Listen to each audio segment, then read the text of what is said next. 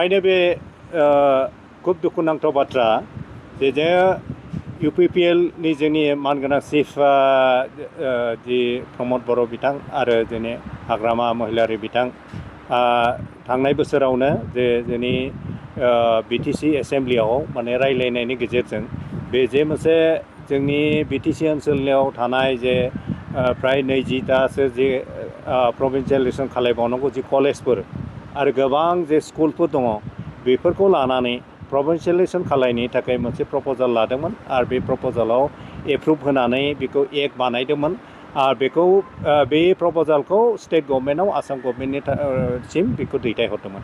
नाथाय दुखुनांथाव बाथ्राया जाहैबाय बे एप्रुभेल जे जोंनि BTC एसेम्ब्लिनिफ्राय एप्रुभ जानाय बे एक्टखौ प्रभिन्सियेलाइजेसन खालायनांगौनि जे एक्ट बेखौ बिसोरो आरोबाव फाथायहरफिनदों जोंनि BTCआव बेखौ नायफिनबावनांगौ होननानै। दा बे गोबां दुखुनांथाव जादों जोंनि आसामनि जे चिफ मिनिस्टार बिथां हेमन्त बिश्व शर्मा बिथाङाबो बेखौ गुरुत्व होआखिसै।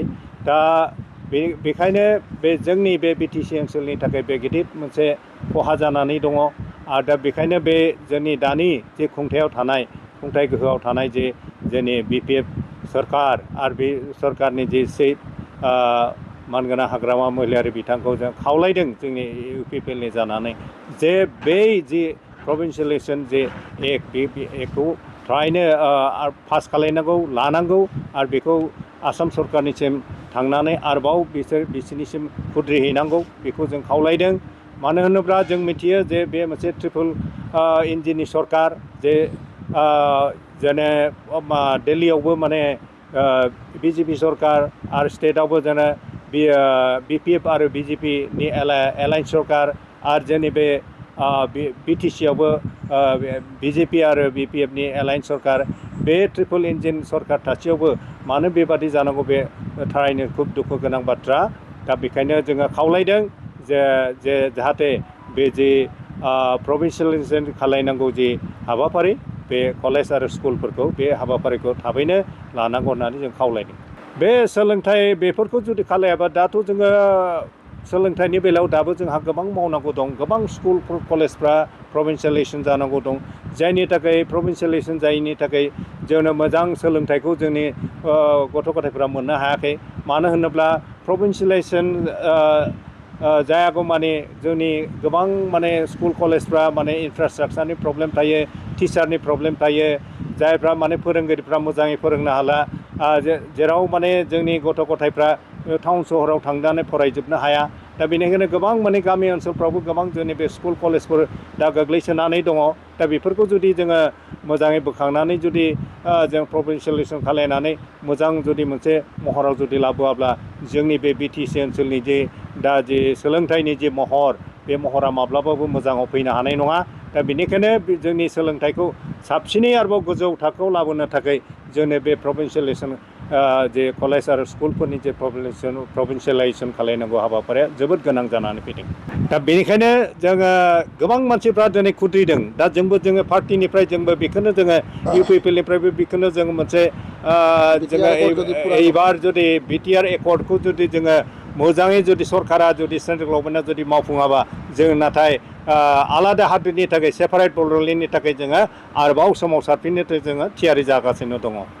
आरो बे जोंनि बे जे जोंखौ जे डिप्राइभ खालायदों गोबां माने जोंनि जे मोननांगौ बे हाबाफारिफोरखौ दा बेनो जोंखौहाय माने आलादा हादोर सेपारेट बड'लेण्ड डिमान्डनि थाखाय जोंखौ माने बेखौ माने जोंनो बाध्य खालायगोन। दा बेनिखायनो जोंनि UPPL पार्टिया बे बड'लेण्ड बिनायाव अरायबो जोङो माने सापर्ट होबाय थागोन।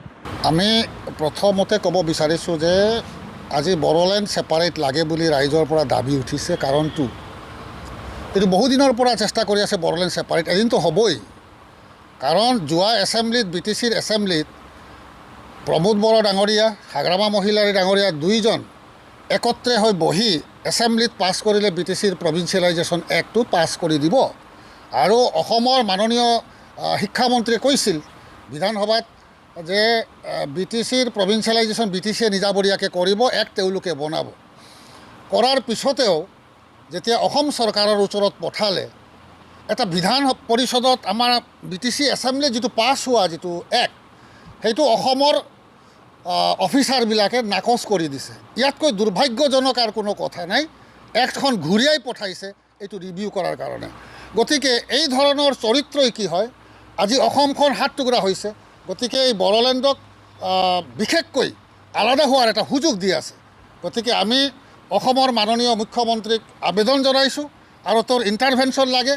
বড়োলেণ্ডৰ যিমান ভেঞ্চাৰ অনুষ্ঠান আছে এইবোৰক অতি শীঘ্ৰে যিখিনি BTCত এক্ট পাছ হৈছে এইটো যাতে অনুমোদন দিয়ে, নহ'লে ইয়াৰ মাজত এটা বিভ্ৰান্তি সৃষ্টি হৈছে। কাৰণ কিছুদিন আগতে যিটো অসমীয়া আৰু বড়ো ভাষাৰ মাজত যিটো সৃষ্টি হৈছে এইবিলাক চব দুৰ্ভাগ্যজনক। এইটোৰ কাৰণে আমাৰ ব্যুৰ'ক্ৰেটিক যিটো প্ৰব্লেম সেইটো আপোনালোকে চাব লাগিব। যিহেতু আপোনালোকৰ চৰকাৰৰ লগত আমাৰ BTC চৰকাৰ জড়িত হৈ আছে, গতিকে এইটো আপোনালোকৰ দায়িত্ব, এইটো কৰিবই লাগিব।